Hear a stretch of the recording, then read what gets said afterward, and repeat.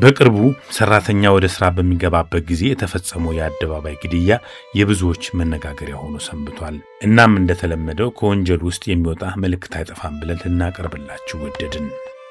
በድንገተኛ ደም ፍላት ከሚፈጸሙ ወንጀሎች ይልቅ ታስቦና ሆን ተብሎ ጊዜና አመቺ ቦታ ጠብቆ የሚፈጸም ወንጀል አፈጻጸሙ አሰቃቂ ይሆናል። ምክንያቱ ምንም ይሁን ምን ትክክልም ይሁን ስተት የሚቋጠር በቀል በይቅርታ ሊታለፍ ካልቻለ የችግሩ ጫፍና ስለት የት ይደርስ እንደሚችል መገመት ይከብዳል። ተስቦ አድጎ ሞትን እስከ መፈልፈል እንደሚደርስ ከየክልሉ ፖሊሶች መዛግብት የተከተቡ የወንጀል ታሪኮች ማሳያዎች ናቸው።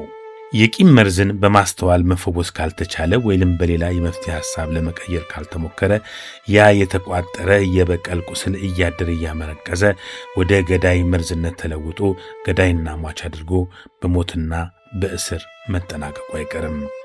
ባለፉት ፕሮግራሞቻችን በማወቅም ይሁን ባለማወቅ ወንጀል ሰርተው ዓመታትን ማረሚያ ቤት ሲያሳልፉ ያገኘናቸው ወገኖቻችን ከፈጸሙት ወንጀልና ካደረባቸው የጸጸት ስሜት በመነሳት ሌላው ከኛ ይማር ሲሉ መደመጣቸው ሌላው ከነሱ እንዲማር አስበው ነበር። በዚህ 9 ዓመት ቆይታዬ ብዙ የጎደሉኝ ነገሮች አሉ። ከቤተሰብ ማጣት፣ ልጅ አለማየት፣ አላሳደኩት ልጅን 9 ዓመት 2 ዓመት ልጅ ያለ የገባው ልጅ አለኝ። ዛሬ 12ኛ ዓመት ያው ልጅን ያው ማሳደግ ያለብኝ ቦታ ላይ ሆኜ እየሰራው ማድረግ አልቻልኩም። እስከ ዛሬ ድረስ እነሱ የሚሉኝን የሚመክሩኝን ብሰማ ኖሮ ለዚህ አልበቃም። ምን እመጣለ እያልኩ ነበር ከቤት የዘለልኩ የሚወጣው። አሁን ላይ ግን ጥያቄ ሳጣ በጣም ነው ቆጨኝ። እናቴ እኮ ሞታ መጥቶ ያስለቀሰኝ የለም። ራሴ በቃ ራሴን ችዬ አምቄ ዝም ያልኩት ግን ያም ሆኖ ይህን ይለብና ለዛ በቃ አንዳንዴ ከቤተሰብ መራቂ እንትን ይላል፣ ያሳዝናል። አሁን እኔ እስከገባው 2ኛ ዓመት ልጨርስ ነው፣ ግን አንድ ጥያቄ የለኝም። ህይወቴን በጥሩ ሁኔታ መምራት ያለብኝ ራሴን ማረሚያ ቤት ከትቻለሁ። ይሄ በጣም እስካሁን ድረስ ቢወጣም የሚጸጽተኝ ነገር ነው። የሰው ልጅን በዚህ ልክ መበደል አልነበረብኝም። ትዕግስት ማጣት ነው ለዚህ ያደረሰኝ እና በዛ ሰዓት ባደረጉት ነገር ላይ ለአንድ ደቂቃ ራሴን ቆሜ ባይ ይሄ ወንጀል ውስጥ አልገባም ነበር። እጅግ በጣም ወደፊት የሚጸጽተኝ ነገር ነው። ብዙ ጓደኞቼ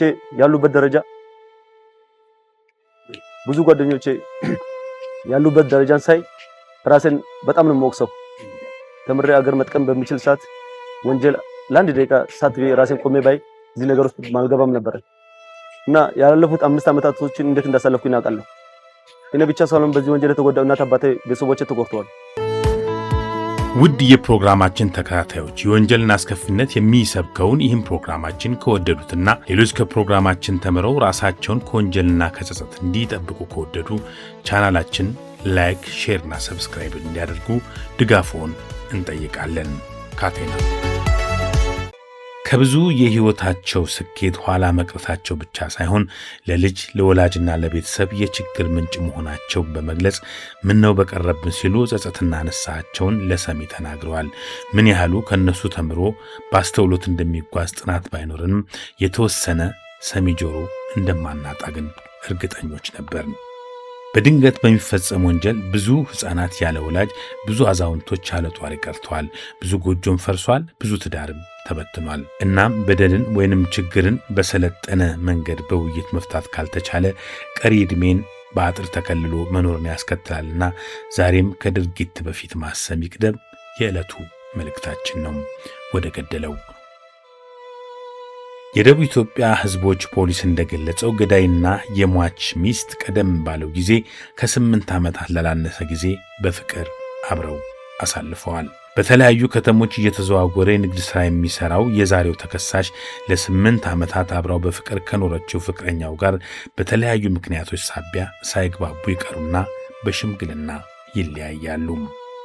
በግልጽ የፍቅር ግንኙነታቸውን ያቋረጠችው ወጣትም ሌላ ታፈቅርና የግል ህይወቷን ትቀጥላለች። ያለፈ ጊዜዋንም ለመካስ በሀገር ባህል ሽማግሌ ተልኮ በሞቀ ሰርግ ታገባለች። የፖሊስ መዝገብ እንደገለጸው በከተማዋ ጥሩ ስም ከነበረው የባንክ ሰራተኛ ጋር ከተጋባችና የጫጉላ ጊዜያቸውን ማሳለፍ ከጀመሩ ቀናት ይቆጠርና 2 ወር ይሞላቸዋል። በዚህ ጊዜ የቀድሞ ፍቅረኛዋ በሽማግሌ የተለያያት የቀድሞ ፍቅረኛው ማግባቷን ሰማ ቅናቴውን ፍቅሩ አገርሽቶበት ጥቃት ገብቶት ልቡ በቀል ይሞላል። የሚገርመው ነገር ይላል ፖሊስ፣ ተከሳሹና የወጣቷ ባል በአካል እንኳን ተገናኝተውም ታይቶም አይተዋወቁም። እናም በቅናት ተቃጠለውና በቀል ልቡን የሞላው ተከሳሽ ቀንና አሳቻ ጊዜ ጠብቆ የቀድሞ ፍቅረኛውን ለመበቀል ተዘጋጀ። ያሰበውንም ፈጸመ። ምክትል ኮማንደር አሸናፊ ኃይሌ ይባላለሁ። የደቡብ ኢትዮጵያ ክልል ፖሊስ ኮሚሽን የህዝብ ግንኙነትና ገጽታ ግንባታ ዳይሬክቶሬት ዳይሬክተር ነኝ። በክልላችን ደቡብ ኢትዮጵያ ጌዲዮ ዞን ገደብ ከተማ ውስጥ ነው ይህ ወንጀል የተፈጸመው። ወንጀል ፈጻሚው ጸጋዬ ታደሰ በቅጽል ስሙ አቡሽ የሚባል ሲሆን ወንጀል የተፈጸመበትና የግድያ ጥቃት የደረሰበት ደግሞ እንደገለጽከው የኢትዮጵያ ንግድ ባንክ ሰራተኛ የሆነና በከተማው ነዋሪ የሆነው ተመስገን ዳንኤል የሚባል ግለሰብ ነው። በሁለቱ ግለሰቦች መካከል ለግጭትና ለሞት የሚያደርስ ምንም አይነት የወንጀል መንስኤ የሚሆን ጉዳይ እንደሌለ በአካልም የማይተዋወቁ ያው በከተማ ልጅነት የሚታወቁ እንጂ ውሎ የሌላቸው ወይንም ደግሞ አብረው ምንም አይነት ነገር ያላሳለፉ ነገር ግን ሟች ከሁለት ወር በፊት ግድያው ከተፈጸሙ ከሁለት ወር በፊት ጥር ወር ላይ የገዳይ ቀድሞ እጮኛ ወይም ለ8 ዓመታት በፍቅር አብረው ያሳለፉትን ሴት ልጅ አገባህ በሚል ቅናትና ቂም ተነሳስቶ ወንጀሉን እንደፈጸመ ነው መረጃዎች የሚያመላክቱትና በእለቱ ያው ከሁለት ወር በፊት ማለትም የግድያ ወንጀሉ ከመፈጸሙ ከሁለት ወር በፊት የጥር ወር ላይ ሟች ተመስገን ዳንኤል ከዚህ የገዳይ የቀድሞ እጮኛ ከሆነችው ግለሰብ ጋራ በኢትዮጵያ የጋብቻ ስርዓት ውስጥ ሽማግሌ ልከው ጋብቻ የፈጠሩበት አግባብ እንዳለና ከሁለት ወር በኋላ የጫጉላ ጊዜያቸውንም ባልጨረሱበት ጊዜ ውስጥ ነው ይሄ ወንጀል የተፈጸመውና ወንጀሉን እንዴት ፈጸመ የሚለውን ነገር ስንመለከት ገዳይ በባህሪው በዛ ከተማ የሚኖር ግን እስከ ገደብ እስከ ሞያሌ ያለውን ኮሪደር ይዞ በየከተማው ለብዙ ጊዜ እየኖረ እየወጣ የሚገባ በከተማው ውስጥ ቤት ያለው ግለሰብ ነው። ከግለሰቧ ጋር ላለፉት 8 ዓመታት በፍቅር እንደቆዩ ነው እንግዲህ መረጃዎች የሚያመላክቱት። የ8 ዓመት የፍቅር ጊዜያቸውን ባሳዛኝ ሁኔታና በጣም ተነጋግረው ከእንግዲህ እንደማይፈላለጉ ተነጋግረው እንደተለያዩ ከዛም በኋላ ከሱ ከተለየች በኋላ ይሄኛውን ሟችን አፍቅራ በሀገር ባህል ሽምግልና ተልኮ ድል ባለ ሰርጋቸውን ፈጽመው ተጋብተው እንደሆነ ይገለጻል። ግን አሁን እሷ እኔን አልፈልግም ያለችኝ ሟች ቀድሞ ከኔ እንድትለይ ባግባባት መንገድ ነው እኔን አይሆንም ያለችኝ በሚል ነው እንደያዘ መረጃ የሚጠቀሰው። በእለቱ ሚያዝያ 14 ቀን 2018 ዓ.ም ሟች ጠዋት የስፖርት እንቅስቃሴ ሰርቶ ገላውን ታጥቦ ያው ወደ ስራ ገበታው የደንብ ልብሱን ለብሶ እየተጓዘ ያለ ጠዋት 2 ሰዓት አካባቢ ከቤቱ መውጫና ጭር ያለ አካባቢን በመጠበቅ ገዳይ አድፍጦ ጠብቆ ሲደርስ መጀመሪያ በያዘው ሽጉጥ ተኩሶበት ሲስተው ሮጦ እግሩን በመጥለፍ ለጎርፍ መውረጃ በተዘጋጀ ዲሽ ውስጥ በመጨመር በጩቤ የተለያዩ አካላቱን ወቅቶ ሲገለው በዛ አካባቢ ጭር ያለ ሰፈር ስለነበረ በጠዋትም ስለሆነ የዛ አካባቢ ልማድ በጠዋት አይወጣም ህብረተሰቡ። በጠዋት ስላልወጣ ያን ወንጀል ፈጽሞ ሲሄድ በድንገት ያየች የቤት ሰራተኛ ናት ጩኸት አሰምታ ሰዎች ተሯሩጠው በህግ ጥላ ስር እንዲያድር ያደረጉት እና በግል እሱም ሳይያዝ ይህንን ወንጀል እንደፈጸመና ግለሰቡ ህይወቱን እንዳለፈ በተመለከተ ሰዓት ራሱን ወደ ፖሊስ ጣቢያ በመሄድ እጅ ሰጠ ማለት ነው። ሰዎችም እያሯሯጡት ነበር፣ እያዋከቡት ነበረ። ስለዚህ ያንን ያው እንደማያመልጥ ሲያውቅ ራሱ በምንም ተሽሎክልኮ ለፖሊስ ሄዶ እጁን ሰጠ። የገደብ ከተማ ፖሊስም ግለሰቡን የወንጀል ሁኔታ የፈጸመውን በማመኑና አካባቢው ላይ የተፈጸመውን ግርግርና የህዝቡን ስሜት በማስታገስ በትኩረት የወንጀል ምርመራውን አከናውኗል። የወንጀል ምርመራው እንደሚያስረዳው እንግዲህ ቅድም እንደገለጽኩልህ ከመጀመሪያ ጀምሮ ለ8 ዓመት የቆየች ፍቅሬን ከኔ ለይቶ አገባብኝ የሚል ሰበብ እንጂ ሌላ ምንም ምክንያት እንደሌላቸው የሚያመላክት ሆኖ ተገኝቷል። የሟች ባለቤትም በወቅቱ በነበራት የስነ ልቦና መሰበርና መደናገጥ ወደ ወላጅ ቤተሰቦቿ እንድትመለስ ተደርጎ ራሷን እንድታረጋጋ በማድረግ የህግ ሂደቱ ሲመለከትና የምርመራ መዝገቡም ለአቃቤ ሕግ ተልኮ በፈጸመው አሰቃቂና የግፍ ወንጀል የግድያ ወንጀል ፍርድ ቤቱ ሲያይ ቆይቶ ግንቦት 26 2018 ዓ.ም ላይ በጣም በዛ አካባቢ ባልተለመደና ነውር በሆነ የግድያ አፈጻጸም በመፈጸሙ የሞት ፍርድ እንደፈረደበት በዚህም እሱንም በደንብ የሚያስተምራል። ሌላውም ደግሞ ከእንደዚህ አይነት አሳፋሪ ድርጊት እንዲቆጠር ያደርጋል በሚል ፍርድ ቤት ውሳኔ የሰጠበት አግባብ ነው ያለው። ሟች ፍጹም ሰላማዊ የሆነ ለብዙዎች የሚደርስ እንደውም በወቅቱ የገለጹልኝ ምንድነው የአካባቢ የቁጠባ ባህል ለማሳደግ ከቢሮው ወጥቶ በየንግድ ድርጅቱ እየዞረ ገንዘብ እየሰበሰበ በታማኝነት በደብተራቸው እየመዘገበ ወደ የቤታቸው የሚያደርስ ሁሉም ሰው እንዲለወጥና የቁጠባ ባህልን አሳድጎ እንዲጠቀም የሚያደርግ በአካባቢው ነዋሪ እጅግ የተወደደ ባህሪ ያለው እንደሆነ ሲገለጽ ነበር። በአንጻራዊ ደግሞ ገዳይ ከባህሪውም ያው እንዳልኩ ተዘዋዋሪ ነው። ሞያሌም ይኖራል፣ ሀገረ ማርያምም ይኖራል፣ እንዲሁም ገደብም ይኖራል። ወጣ ገባ እያለ በኮንትሮባንድም በሌላም ንግድ የተሰማራና ባህሪው ከቤተሰቦቹም ጀምሮ ኦድ እንደሆነና ለገለፍተኝነት የሚስተዋልባቸው እንደሆነ ነው የአካባቢው ነዋሪዎች የሚገልጹት። ይህንኑ ነው ነገሮችን ሰከን አድርጎ እንዳያይና ከዚህ በፊት የሚፈጽሟቸው ገለፍተኝነትና ጥቃት ሲሰነዝሩ ብዙ ጥቃቶቻቸው በሽምግልናና በአካባቢው ባህል የተፈቱበት አግባብ እንዳለ በአካባቢው ላይ መረዳት ችያለሁ። የገዳይ ባህሪን ስንመለከት ማለት ነው። ልጅቷ ካገባችበት ጊዜ ጀምሮ እሱ እንዳገባት ከተረዳ ጊዜ ጀምሮ ይህንን ድርጊት ለመፈጸምና በቀል ሰይፉን ለማሳረፍ አስቦ አቅዶ ሲቻል በጦር መሳሪያ በሽጉጥ ካልሆነም ደግሞ በዛ ከመለጠም በስለት ወቅቶ ለመግደል ሁለቱንም መሳሪያዎች ይዞ አርፍጦ ሲጠብቀው ነበረ። በእለቱም ማንም ሰው በዛ አካባቢ እንደማይወጣ ሲረዳ በአካባቢው ባህሪ ከ3 ሰዓት በኋላ ነው ሰው የሚንቀሳቀሰው። ግን እሱ የመንግስት ሰራተኛ ስለሆነና ከ2 ሰዓት በኋላ እስከ 3 ሰዓት ባለው ቢሮ እንደሚገባ ሲያውቅ ከቤቱ የቅርብ ርቀት ላይ አርፍጦ ጠብቆ ጥቃቱን እንዳደረሰ ይህንን ጥቃት ማድረሱን ደግሞ ለመልእክት የወጣች ከሰው አንድ ልጅ ናት ያየችው።